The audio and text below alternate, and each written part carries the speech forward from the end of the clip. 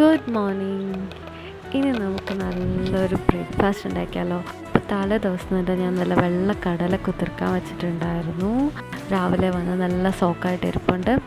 അപ്പോൾ ആദ്യം തന്നെ ഞാൻ കടല വേവിക്കാൻ കുക്കറിലിട്ട് കുറച്ച് ഉപ്പും മഞ്ഞൾപ്പൊടിയൊക്കെ വെള്ളമൊക്കെ ഒഴിച്ച് അതിലൊരു ഉരുളക്കിഴങ്ങും കൂടി കട്ട് ചെയ്തിട്ട് വെള്ളമൊക്കെ ഒഴിച്ച് കുക്കറിൽ വേവിക്കാൻ വെക്കുന്നുണ്ട്. അത് കഴിഞ്ഞ് ഞാൻ പുട്ടിനുള്ള തേങ്ങയൊക്കെ ഓൾറെഡി ചിരകി വെച്ചിട്ടുണ്ട്. പിന്നെ മാവെടുത്തു, കുറച്ചായിട്ടൊന്ന് നനച്ച് എടുത്തു. പിന്നെ കടലക്കറിക്ക് വേണ്ടിയിട്ടുള്ള ഉള്ളിയും തക്കാളിയൊക്കെ കട്ട് ചെയ്തെടുത്തു. അത് കഴിഞ്ഞിട്ട് വെള്ളം ചൂടാക്കാൻ വെച്ചിരുന്നു ഞാൻ ഓൾറെഡി കുക്കറിൽ.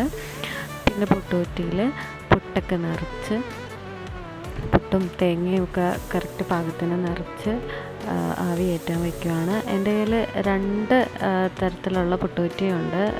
ഈ സൈസും ഉണ്ട്, പിന്നെ ചിരട്ടപ്പുട്ടിനുള്ള പുട്ടുകുറ്റിയുണ്ട്. പിന്നെ ഞാൻ കടല വെന്തതിന് ശേഷം ഞാൻ വേറൊരു പാൻ എടുത്തിട്ട്, കടായി എടുത്തിട്ട് ഉള്ളിയും തക്കാളിയും പച്ചമുളകും കുറച്ച് വെളുത്തുള്ളിയും കൂടെ കട്ട് ചെയ്തിട്ടുണ്ടായിരുന്നു. അതെല്ലാം കൂടെ വഴറ്റാനായിട്ട് വെച്ചു.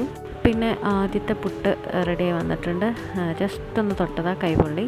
പിന്നെ ഞാൻ രണ്ടാമത്തെ പുട്ട് റെഡിയാക്കാൻ വെച്ചു.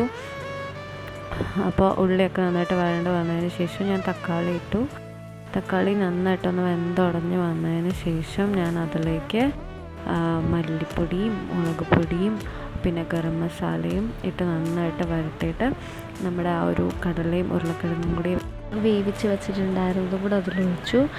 പിന്നെ ലാസ്റ്റ് എല്ലാം ഒന്ന് തിളച്ച് വന്നതിന് ശേഷം ഞാൻ കുറച്ച് തേങ്ങയും പെരുംജീരകവും കൂടി അരച്ച ഒരു മിക്സാണ് അതിലേക്ക് ഒഴിച്ചത്. എല്ലാം കഴിഞ്ഞ് ലാസ്റ്റ് കുറച്ച് കുരുമുളക് പൊടിയും കൂടി ഇട്ട് മിക്സ് ചെയ്ത് അരച്ച് വെച്ചു. അപ്പോൾ നമ്മുടെ പുട്ട് റെഡിയായി. നല്ല ടേസ്റ്റി ആയിട്ടുള്ള നല്ല വെള്ളക്കടലയും കറിയും റെഡി ആയിട്ടുണ്ട്. ഇനി നമുക്ക് കഴിച്ച് വെക്കാം. എൻ്റെ വൺ ഓഫ് മൈ ഫേവറേറ്റ് ബ്രേക്ക്ഫാസ്റ്റാണ് കേട്ടോ പുട്ടും കടലക്കറിയും. അങ്ങനെ പുട്ടും കടലക്കറിയും നല്ല ചൂട് കട്ടനും കൂടി കഴിക്കുകയാണ്. അപ്പോൾ എൻ്റെ വീഡിയോ ഇഷ്ടപ്പെട്ടിട്ടുണ്ടെങ്കിൽ ഉറപ്പായിട്ട് സപ്പോർട്ട് ചെയ്യണം കേട്ടോ. Okay, by.